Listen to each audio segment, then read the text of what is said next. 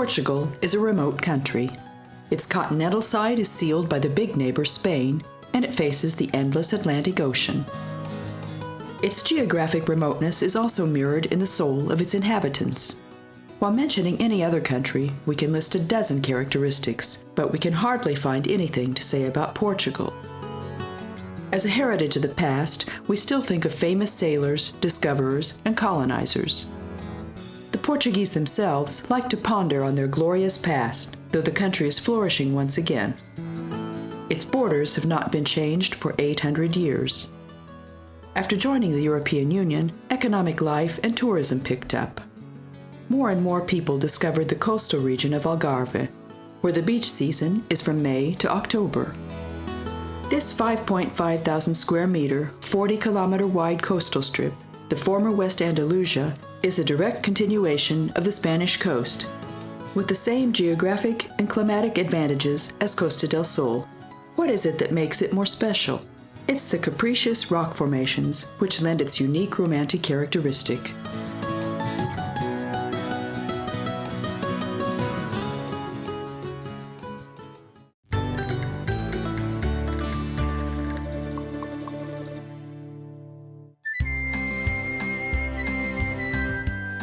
Faro, the capital of Algarve, is the borderline.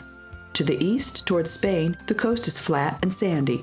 To the west, it's more and more structured and scalloped, abundant in curved rocks and lagoons. These lend it its unique romantic character. A landscape with gently sloping, mild hills greets visitors to the inland. Faro has the only international airport of the region. It's worth renting a car here to roam through the corner of Europe. Even in prehistoric times, this settlement was a fishing village and port. In Roman times, it became an administrative center by the name of Osanoba. The widespread ruins of this can be found 10 kilometers from the present city center, next to Estoy. Its main sites are the basilica and the ruins of the baths, destructed by an earthquake. The medieval Faro was burned by the Count of Essex and devastated by an earthquake in 1755. 1 year later, the village, rising like the phoenix, became the capital of Algarve, its most beautiful buildings originating from that time period. The center of the city is Francisco Gomes Square. Behind it, there's a small internal lake. To the right, the old town can be found. The bishop for whom it was named had the village rebuilt in the 19th century. This is how he earned the nice statue standing in the gate of the old town, accompanied by St. Thomas Aquinas, the patron saint of Faro. The walls and gates of the old town were built using ruins from medieval and other times. The episcopal palace still fulfills its original function, so it's not open for visitors. However, we must see Sé, which was built in the place of a mosque. This was the first Christian church of the region, which survived both the attack of the Britons and the earthquake. But it's true that it's somewhat eclectic due to the many reconstructions. This, however, does not reduce the virtues of the most famous organ of the country. The instrument, decorated with Chinese patterns, even has a pipe imitating the sound of a lark. The most famous artists of Europe have played this instrument. The City Museum exhibits the findings of the excavations of the neighborhood, while in the Museo Maritimo, we can see the history of sailing. Dom Fray Amador Aré wrote the following: "For thousands of years, the frightful and great ocean, in its injured pride, did not let people see into the secrets, for all the time it swaggered with wild storms and furious winds, and offered a final resting place for many noble and brave men in the depth of its frightening waters. But at last, the Portuguese gained victory over it." The 3 old churches of Faro are rich in azulejo decorations. This is the name of the exceptionally characteristic Portuguese painted tile work, its first artist having been Jorge Baradas. Grand castles, palaces, public buildings, and churches are often decorated with painted tile work, which cannot deny their Spanish Moorish origins.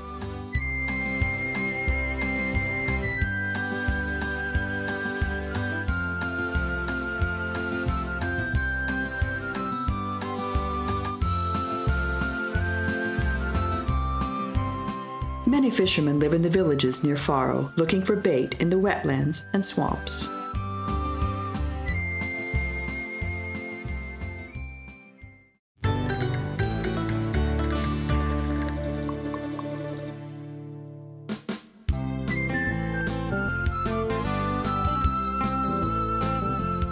Quarteira is mostly famous for its gypsy market. Travel agencies bring busloads of tourists here, those who are suffering from shopping fever. The markets of the town offer all the fruit, vegetables, and other food that the locals need to produce the domestic flavors of the Portuguese cuisine. In the warm climate, not only fruit and vegetables are grown that are usual in Europe, but also those that are indigenous to the subtropical zone, such as lemons, oranges, tangerines, pomegranates, figs, dates, and pineapples.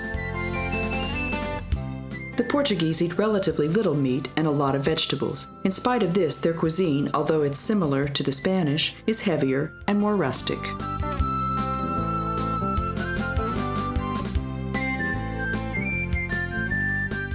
The primary reason why masses of people come here is the market of the local gypsies. Those who reckon with the market of handicrafts and authentic items will be disappointed. There are a number of souvenirs, of course, but very few of them are really tasteful. There are more Chinese products, cheap bags, clothes, and shoes. Anyone who's left their bathing suit or sunglasses at home can replace these items here at a reasonable price. The bustle of the market is also a good opportunity to observe local people and to get accustomed to the Portuguese language. The language was brought to the Iberian Peninsula by the Latins. Out of many dialects, the language of Castile became the Spanish language, Catalan started its independent life, and the language spoken around Porto became the basis of today's Portuguese. It isn't easy to prove the relationship between these dialects that separated around the 1500s. Those tourists who speak Spanish should not count on making themselves understood. Moreover, the Portuguese like to shorten words and omit vowels as if they wanted to close their mouths on the sharp, salty air as soon as possible.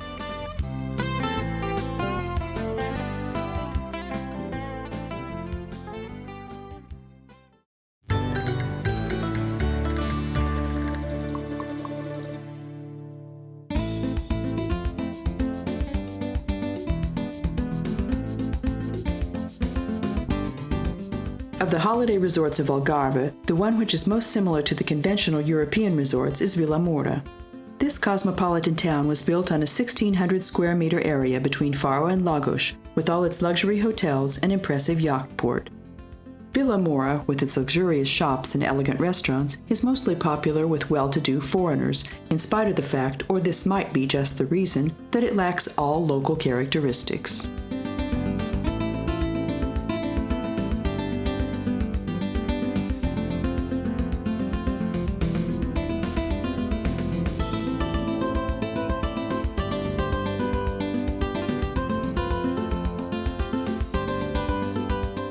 Algarve is becoming increasingly popular with sailors.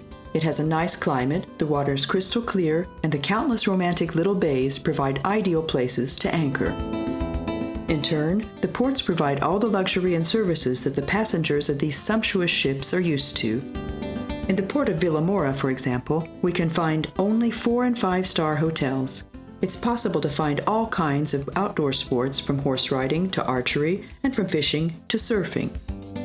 We can play volleyball and tennis, row a boat, or ride a bike. We can even go hunting not far away. Those who prefer indoor sports to the swelter of the sun can go bowling or play pool or squash. There's ample opportunity to swim either in the pool of the hotels or in the waves of the sea.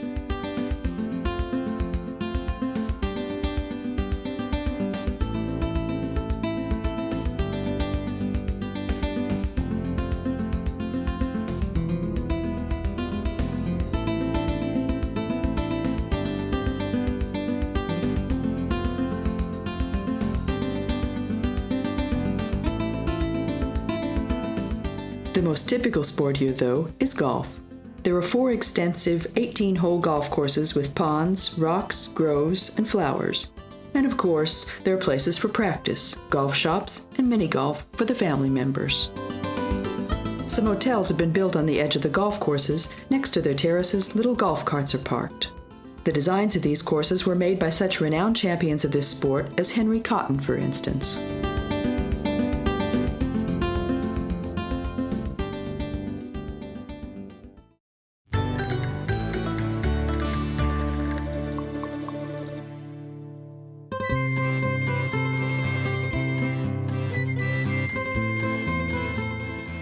Albufeira has become a popular holiday resort from a quaint little fishing village built on cliffs. On its old houses, we can observe the characteristic motifs of the architecture of Algarve. An example of this is the glass veranda. A peculiarity is the chimney top, guarding Moorish heritage. This is usually a cylindrical whitewashed building element made of clay, the beauty of which is given by the perforation with geometrical patterns. In the whole country, the cityscape is made memorable by brick-red clay-roof tiles. The most widespread is the tela da canudo, which is the same as the tiling method for monasteries in the Mediterranean. A characteristic of the grand palaces and churches is the overdone decoration. The so-called Manuel-style, in spite of its overflowing Baroque pomp, is a variation of the late Gothic. Since it was born in the time of discoveries, its patterns are often based on sailing and the sea. They are mostly representations of anchors, chains, ropes, and corals.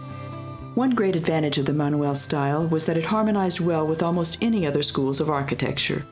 This is what can be observed in the Portuguese mudéjar buildings. Of course, we can also find Azulejo decorations on houses here, which are painted tiles both inside and outside. It was an Arab invention to use tiles on the outside of the walls instead of paint and plaster, which peels off easily in the humid air. Another big advantage of this is it can be cleaned easily and that it can be decorated with artistic paintings and patterns.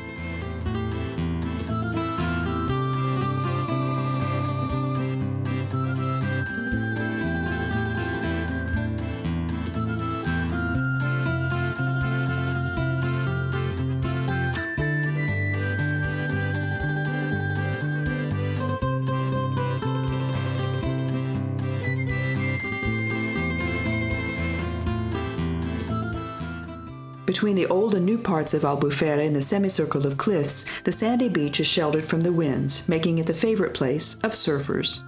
Surfing is not to be mistaken for windsurfing.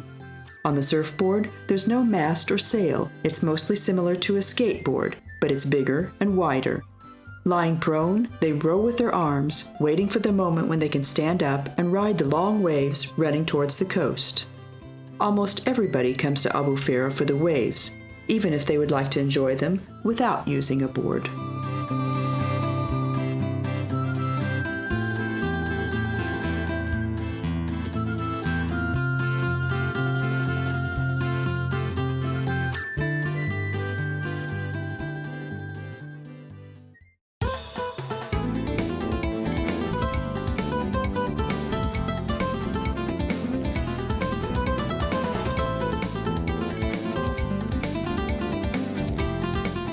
Armacao de Pera was founded in the 17th century by the Gallegos family.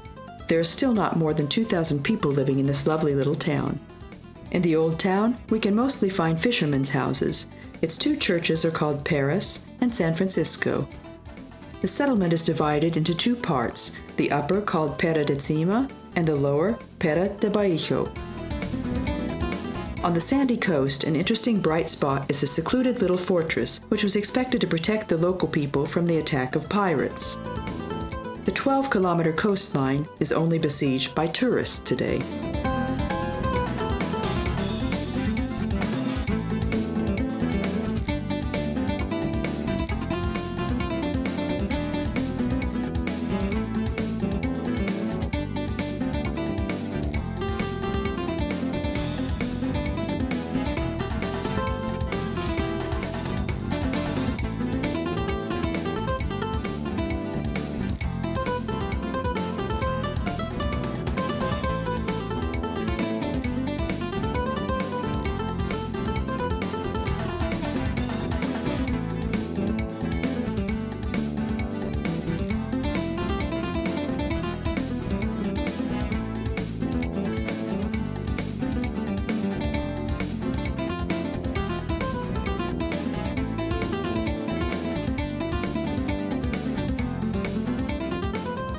Just like in all maritime countries, where there's a great tradition of sailing and fishing, small churches and chapels are built on the seafront. The families of religious and often superstitious fishermen come here to pray during big storms.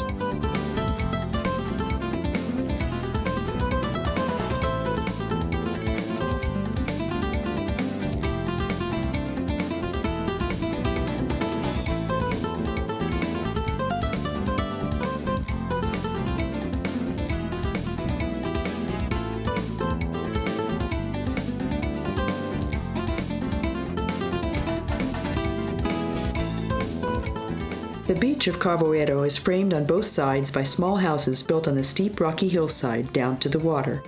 These are the real beach houses. The terraces of the houses at the bottom virtually stand in the sand of the beach. If some owners could no longer stand people looking into their windows all the time, they opened a coffee bar here and they went to live elsewhere. Or they simply rented out the rooms to foreigners. They come here for the bustle anyway. It's true that the long-stretching, unending sandy beaches similar to the Italian lidos or the French plage have their own appeal, but when the windless embrace of the scenic cliffs gives intimacy to the silky sand beaches, it's different after all. That is Algarve. It's mostly worth visiting for people who seek more than only fair weather, clear water, and silky sand, for those who like a scenic and diverse view characteristic of the beaches here by the capriciousness of nature.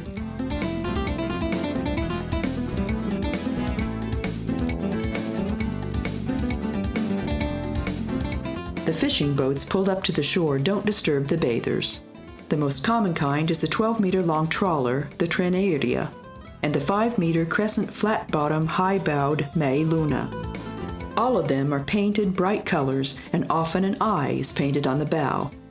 This is what guards the boat when the skipper looks away.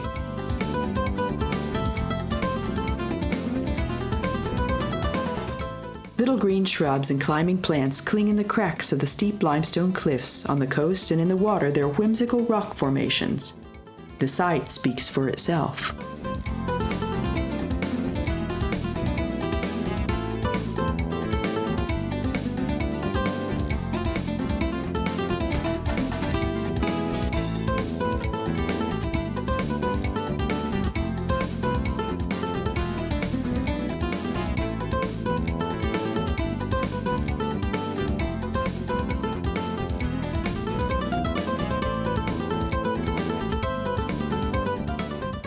A lookout place was developed over a deep rocky sinkhole nearby. This place is too dangerous for bathing, but it's an unforgettable sight. Those who want to spend a longer time here may have lunch in the snack bar built at the bottom of the Dolina.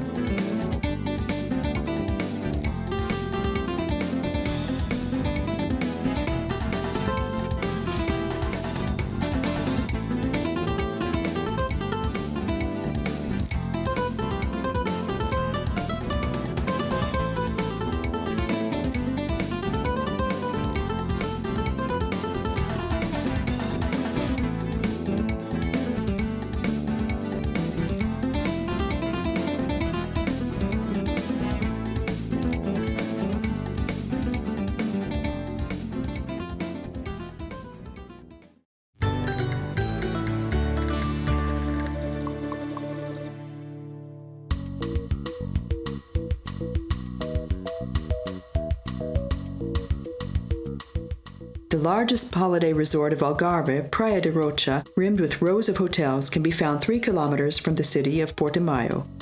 Here we can choose from a wide variety of accommodations, from the large hotel complex resembling an Arab fortress to the familiar little guest houses. Many people buy apartments here, mostly foreigners who spend the majority of the year here. Playa de Rocha offers a scene that we can see on every postcard of Algarve. The scallop coastline faces the African continent. The warm airflow and water currents coming from that direction determine its climate, which is a transition between Mediterranean and subtropical. The coastline differs from Faro to the east and to the west not only in its geographical but also in its climatic characteristics. The western side is called Barlovento, which means windward, and the eastern side is called Sotavento, or windless. Playa de Rocha is probably the place everybody thinks of when closing their eyes and calling the image of a beach to their minds. A cavalcade of shapes and covers opens up if we look down from the top of the 70-meter-high seawall. There are ochre and brick-red rocks which form arches, gates, tunnels, and caves, or simply reach to the sky like a dignified obelisk. Some of the cliffs rising from the sea are as flat as if they were especially prepared there for sunbathing. Others are so peaky that only seabirds can cling on to them. The sea is mostly shallow near the coast, so it's turquoise in color because of the sun reflected from the sand. Deeper water plays in the darker shades of aquamarine. The shadows of the sun-kissed rocks create new colors, and the shadows of the clouds create new shapes, which are crowned by the white crest of the waves. We can swim into the shallow lagoons and the dents of the cliffs, pass under the arches of the rocks, and sunbathe on the sand or on the rocky plateaus. If we want company, there's plenty of it, but if we want to enjoy the salty fragrance of the sea, the caressing warm water, the sun-heated rocks, and the entire wonderful world of Portugal in solitude, that's also possible. We can find several little bays and lagoons, which seem to be waiting only for us. On the sand of the beach, there are snack bars selling ice-cold refreshments, as well as ice cream carts and other street vendors offering their products. Those who walk out of the hotel and onto the rock shelf rising above the beach to watch the bathers, the volleyball players, the landscape, the ships, and the sea offering new sights all the time should remember to bring their binoculars and cameras.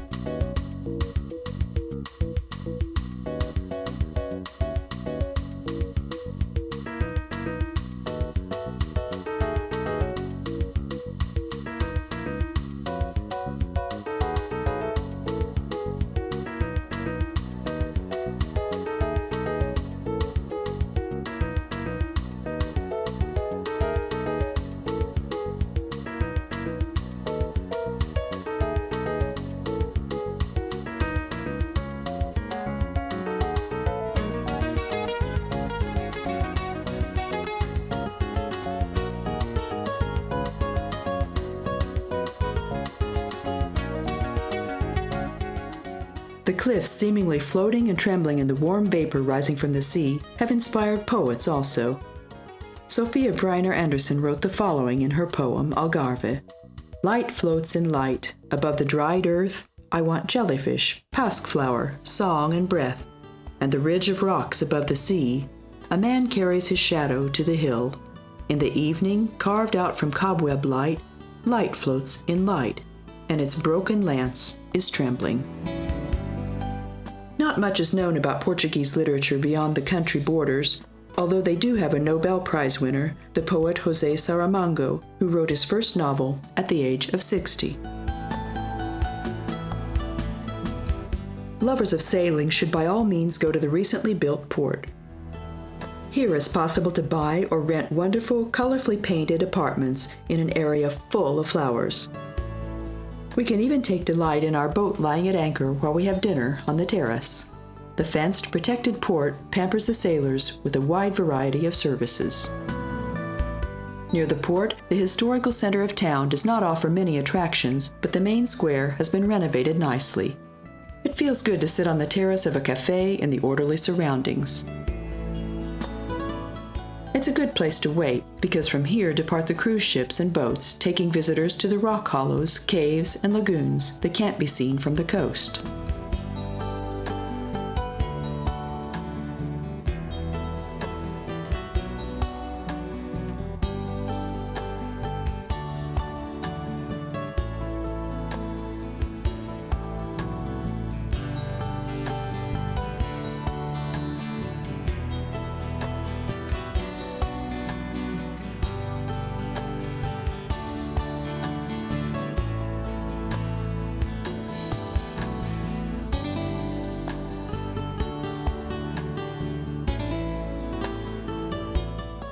It's worth seeing the fortress of Santa Catarina, which protected the coastline as a detached garrison of Portimão and Silves.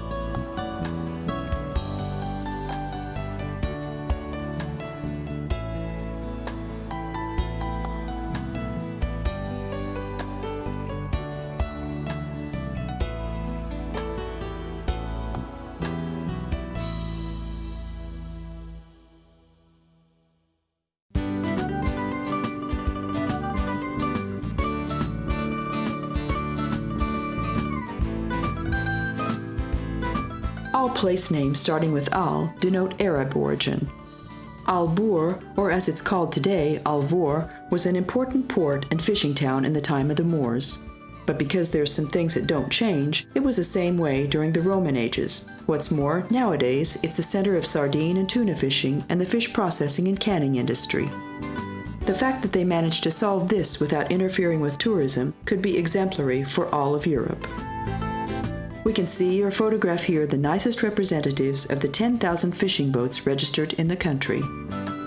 In the late 1980s, several nature reserves were developed in the region.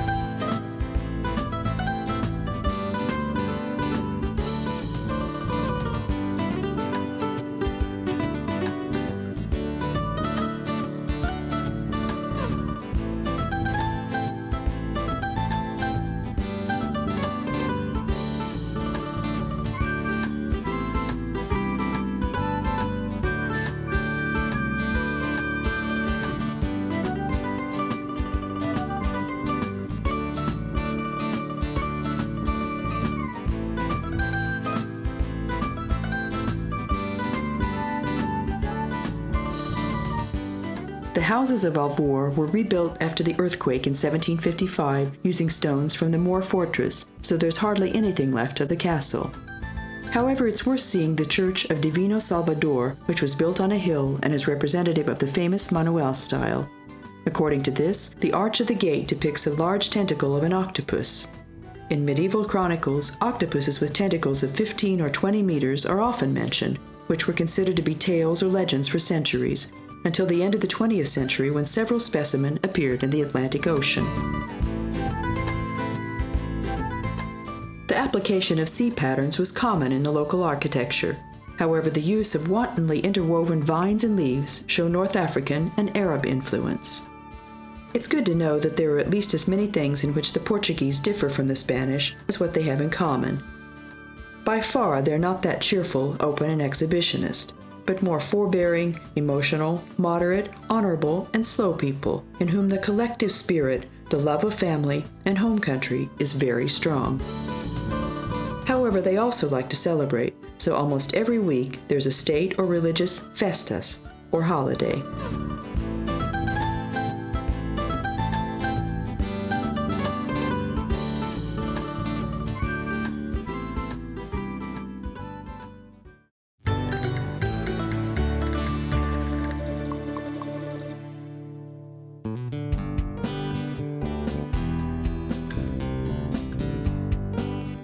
Lagos at the delta of the Algarve River is a town founded by the Celts. This river supplies water for the large artificial lake to the north, the Barragem de Bravura. The Arabs landed at Lagos in the 8th century, and from its port, which has been swampy in the meantime, the colonizing ships departed. There must have been a big hustle and bustle here, since the bay is large enough for 400 ships. The cliffs of Ponta de Piedade protect the port from the winds and waves. The sight of the sunset is the most beautiful from here. A 17th century fortress is on the sand of the beach. Behind it, King Sebastian took part in his last mass in the open air, boarding his ship here towards Morocco to disappear forever. He addressed his troops for the last time from a window of one of the houses on Republica Square. The crucifix, which was in the battlefield of Ksar el-Khair, is kept here. The so-called Sebastianism was still characteristic of the Portuguese, even when the ruler was unable to return, if for no other reason than what his age would have been. The longing for the unattainable, a feeling of melancholy, has been a part of the Lusitan soul ever since. This is what they call saudade, and this is where the emotional local music called fado is rooted. Lagos was a scene of many historical events important not only for Algarve but for all of Portugal. The historic figures are present in the form of statues in the city today, which had been the capital of Algarve before the earthquake of 1755. This is where the statue of Gil Enos, the discoverer, stands. Next to him, Henry the Navigator searches the sea. Although he didn't sail himself, he generously supported the expeditions. What's more, he established a school of navigation. Nuno Tristão, who brought the first shipment of slaves from the Sahara, does not have a statue.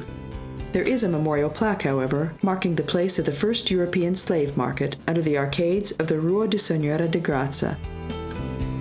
Pedro Nunes wrote the following in the 1500s.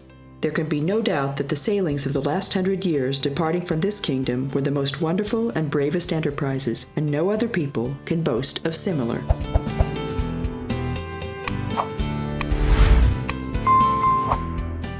The Age of Discovery started in 1415 with the conquest of Ceuta.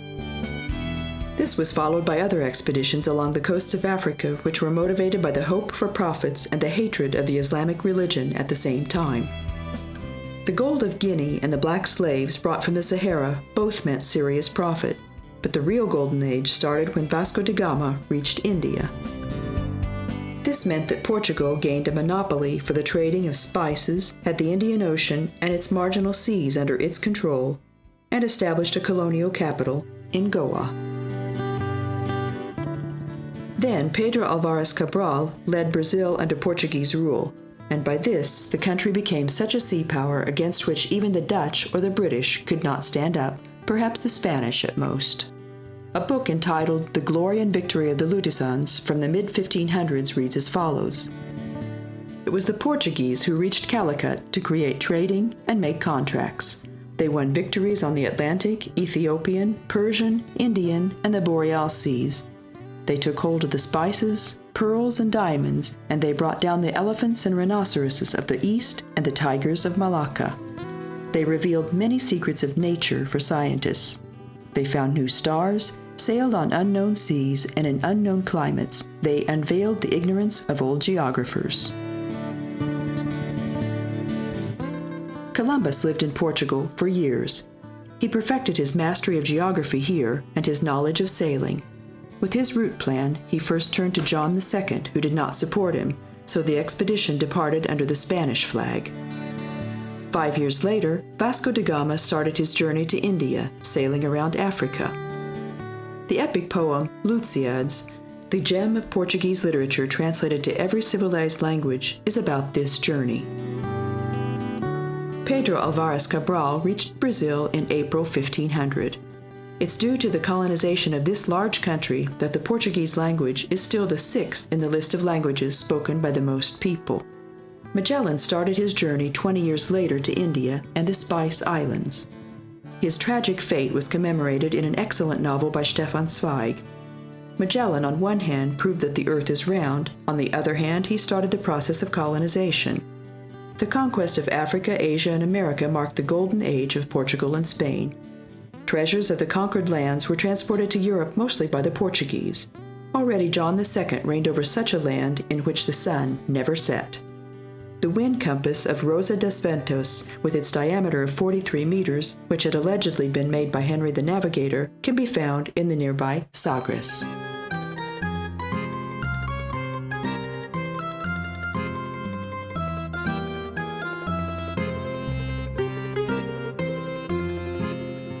Have you ever imagined that you're sitting on the edge of the world and let your legs swing in the nothingness? Well, you can do this at Cabo de São Vicente. In the Middle Ages, it was believed that the 60 to 70 meter high cliff was the end of the world. The Romans called it Promontorium Sacrum, or Sacred Promontory, because the body of Saint Vincent was allegedly washed ashore here. For the same reason, the Portuguese call it Corner of Europe, by its present name. This is where Henry the Navigator lived, and many sea battles were fought at these shores. This is where Admiral Nelson defeated the Spanish fleet in 1797. There's no end to the ships returning from Brazil or the Far East that didn't even need a sea battle to sink. They were diverted by the storms of the Atlantic Ocean and bilged by sharp rocks. This is where the Nuestra Señora de la Concepción, the San Juan, the Santa Ana, the San Francisco, Nuestra Señora de Ayuda, and the Gracia sank. The Cape has been an important point of orientation for sailors. The light of its tower, equipped with the most modern technology, can be seen even from 100 kilometers.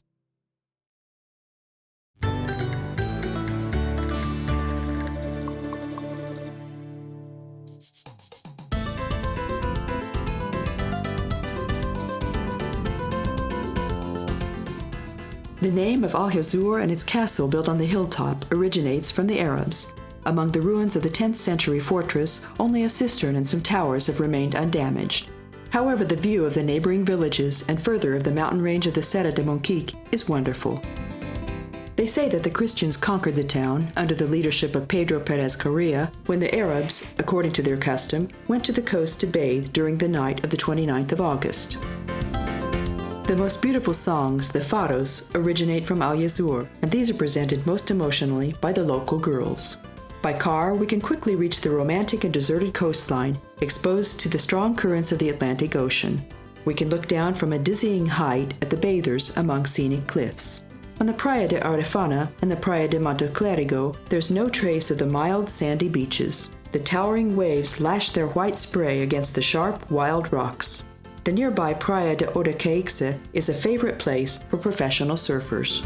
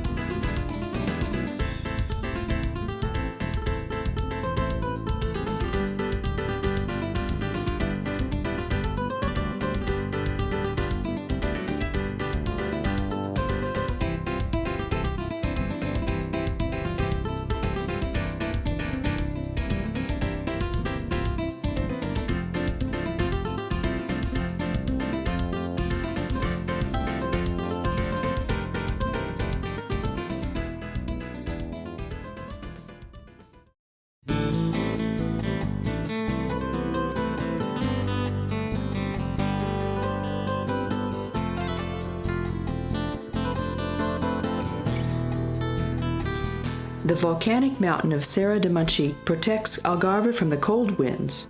Its highest peak is the Foia with its 902 meters, but from the somewhat lower Picota, the view is nicer due to its better location. From here, the Ponte de Sagres can be seen. The curving road can be completed by a walking tour, but we can reach the peak by car also. In both cases, our route leads along strip-cultivated fields and chestnut forests, higher up, through pine groves. 1/3 of Portugal is covered by forests, an area of 3 million hectares. Most of them are stone pines and cork oaks. The harvested bark of the 3 or 4-year-old trees constitutes almost half of the cork production of the world. Cork is a material that can be used for many different purposes. However, for most of us, the cork of a bottle comes to mind. The famous wine of Porto, according to regulations, can only be sealed by corks made of the best quality Portuguese cork wood. A few decades ago, eucalyptus forests were also planted, and these have at least as many disadvantages as advantages, since these oily trees are very prone to forest fires. Monchique is a handicraft village built in the middle of a hillside at 460 meters. Besides its panoramic view, it's famous for its woodworks, mostly for foldable wooden chairs, which according to certain records, originate from Roman times. The products made from wool are also famous, along with the local arquebus brandy, the Madrono. The moving statue erected in the town center imitates a watermill, implying the springs and creeks of the region.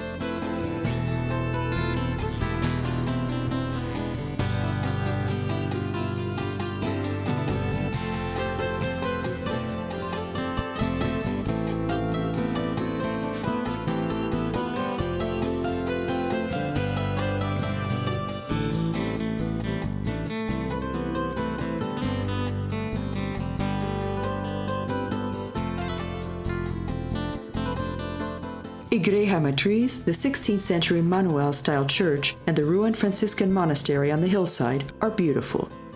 The latter is called Nostra Senhora de Desterro, and it was established in 1632 by Dom Pedro da Silva. The hot water spring of Caldas de Moniche babbles 6 kilometers to the south. Its medicinal waters bring relief for indigestion and rheumatic pains. Accommodation is provided for visitors, and not just anywhere, but in a posada. This is actually the local equivalent of the Spanish parador, namely a lodging house furnished in an old building, a mansion, palace, mill, castle, or monastery.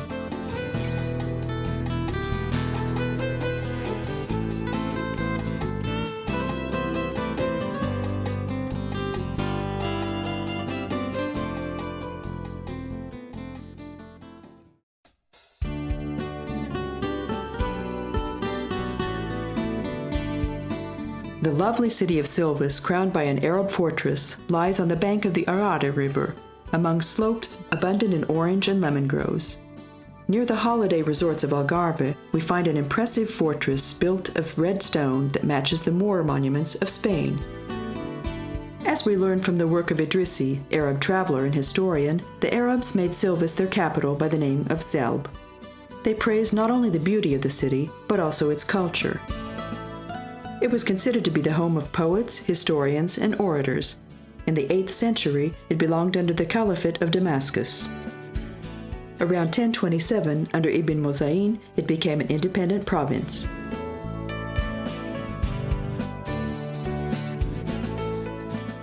In 1053, the famous palace of the poet king Al-Mu'tamid, the Palace of the Verandas, stood here. Mu'tamid has been considered an outstanding figure of Arab poetry up to this day. The palace was built of limestone. There were hardly any wooden constructions, so the Dutch and German crusaders tried in vain to set fire to the building. Only in 1242 were the Knights of Santiago able to seize the palace. This was around the times when the Catholic kings of Spain drove the Moors out of Andalusia. A romantic spectacle of the palace is the Cisterna de Mora Encantada, or the cistern of the enchanting Moor girl. In the castle district stands the Cathedral Say, built on the site of the former mosque. Opposite is the Church of Misericordia from the 16th century. The Archaeological Museum of the city was opened in 1990. While in the palace there are mostly Moor relics, here we can find items from earlier ages, such as materials from Paleolithic and Neolithic excavations, findings from the Bronze Age, and mostly statues, capitals, and fragments. The exhibition hall was built around an Arab cistern, excavated in 1980, the stairs of which lead to a depth of 15 meters.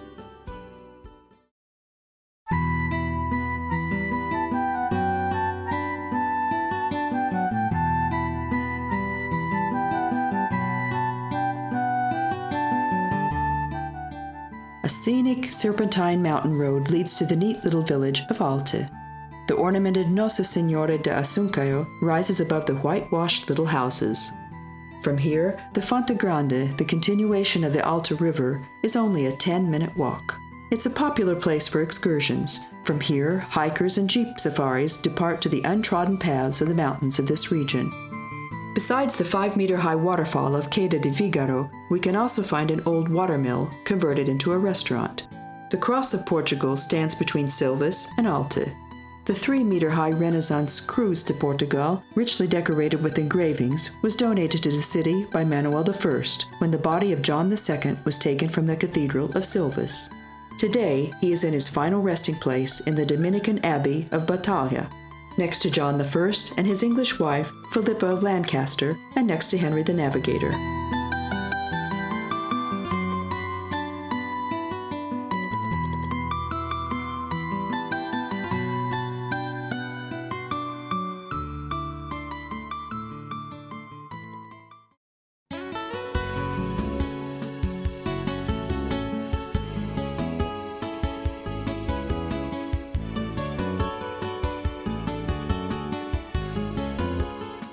Lulé has a moor castle also, but it's more famous for its perforated filigree chimneys, which are characteristic of all of Algarve.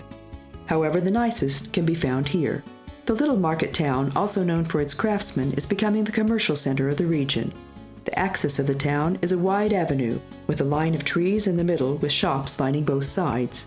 The center of Lulé is the market hall with its pink cupola. The gypsies hold their markets separately here. In the hall, food products, vegetables, fruit, and handicrafts are sold. Between the April the 9th Street and the Igrejo Matriz, we can see how these items are made. This is where they carve wooden objects, make hats, weave fabric, make belts and trappings for horses and other leather projects, paint azulejo tiles, make pottery, and make lace. People still go to the old well as they used to hundreds of years ago. Some of them take water in cans, others bring their clothes here to wash.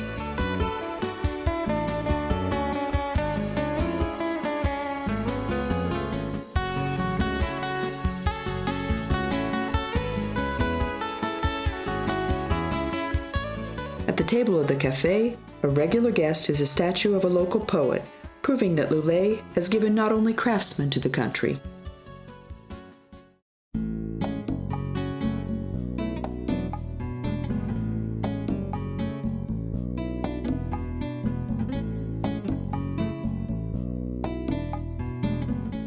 Villarreal de Santo Antonio is a frontier town at the estuary of the Guadania River.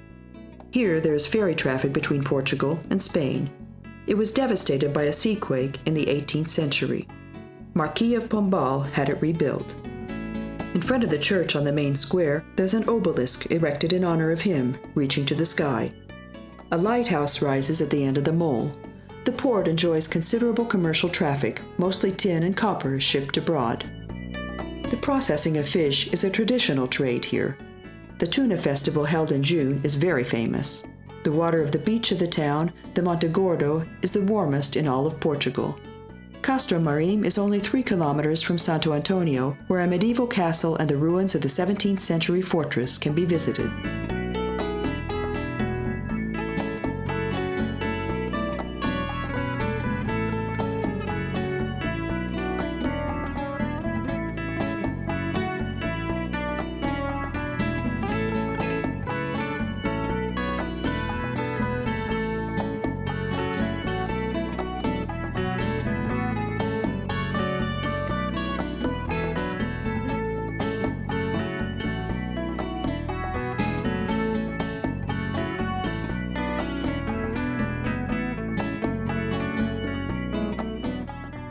Among old, colorful barges, more and more yachts ask for admittance.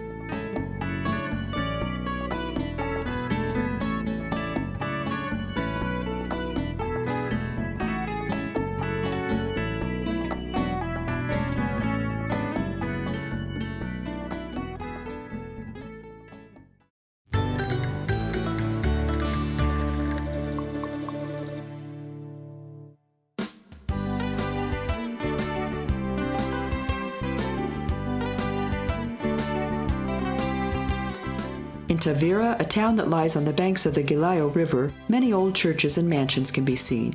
The 2 banks are connected by a bridge from Roman times, which looks very much like the one in Silves. Tavira was also a Moor center. Once the biggest mosque of Algarve stood here. It was demolished and only ruins remained of the castle, although once it was an ideal basis for the Moroccan fortresses.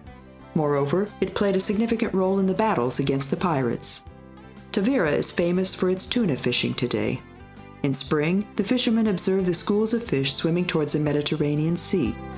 They put out their nets, and when the fish return after spawning on the same route, they're trapped.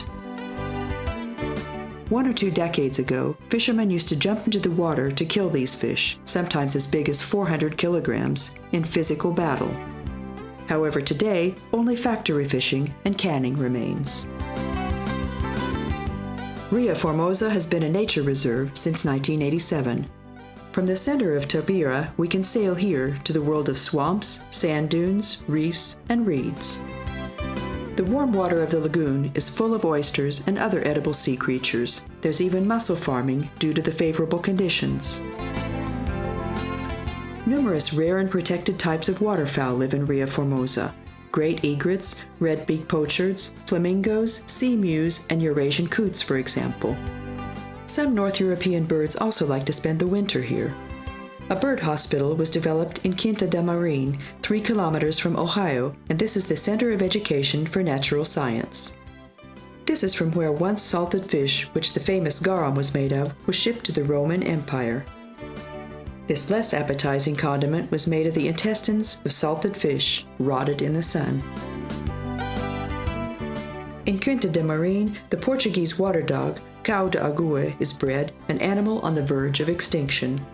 The helper of the fishermen was a very widespread animal in all of Algarve. When needed, it dived for a fish that had escaped from the net or brought up the hawser. This sensible, docile, untiring, dark-colored dog, which grew to as much as 50 to 60 centimeters in height and 20 to 25 kilograms in weight, could also be sent to the coast as a messenger. The narrow 11-kilometer-long Ilha de Tavira, with its sand dunes, offers great opportunities for bathing. It's only accessible by boat and is mostly popular with the local young people. The timetable of the boats is adjusted to the bathers. There are more lines in the morning for the early birds, but also for those who like to sleep in. People can sail back to town for lunch since there's no opportunity for dining on the island. The last ships return to Tavira at sunset.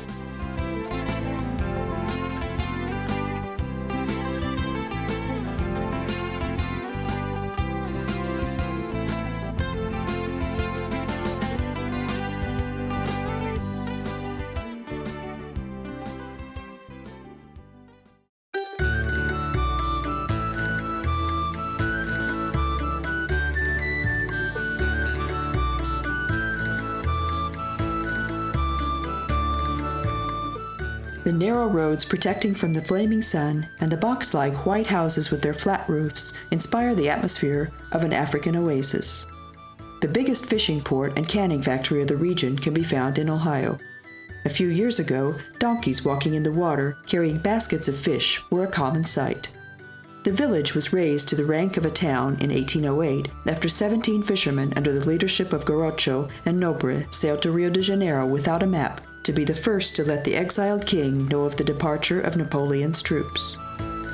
This event was made eternal by the heroic epic of José Agostinho de Macedo, The New Argonauts.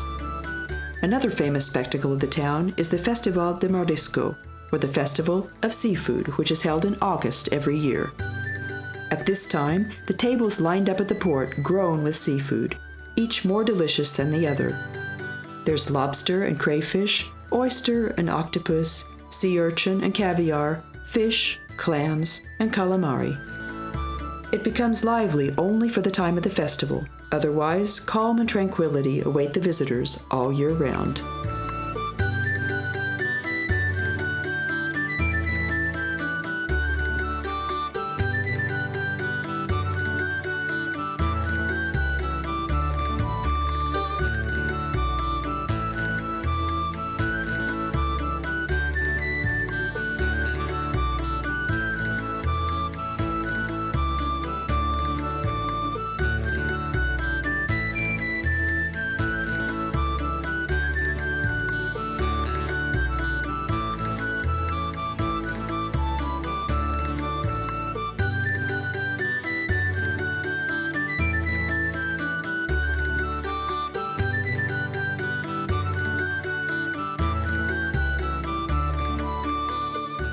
From the quay, the boatmen take us to the little islands belonging to the nature reserve of Ria Formosa, Armona, Culatra, and Farol. Behind the salt distillers and the mussel farms, we can find undisturbed places for bathing.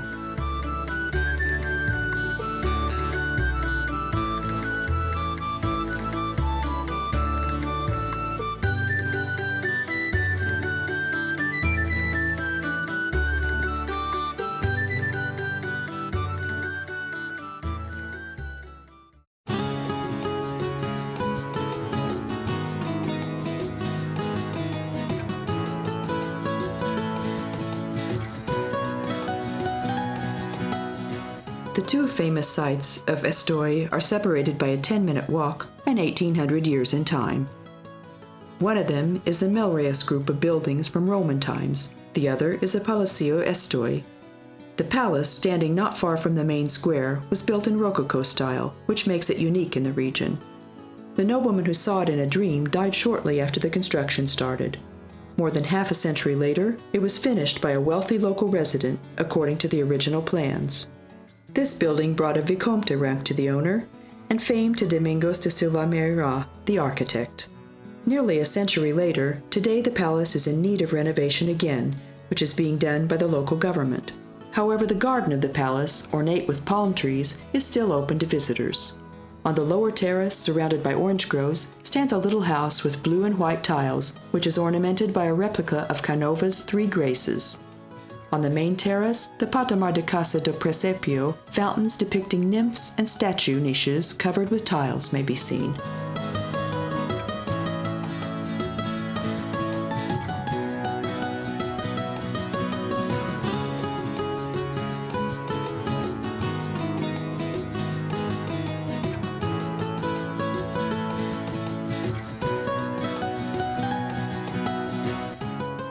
Portugal is still not as well known by tourists as Italy, France, or Spain. Perhaps getting to know its monuments and natural treasures takes more time, but if we go there with an open heart and we're well prepared, the remote Portugal will open up and reveal its secrets to us.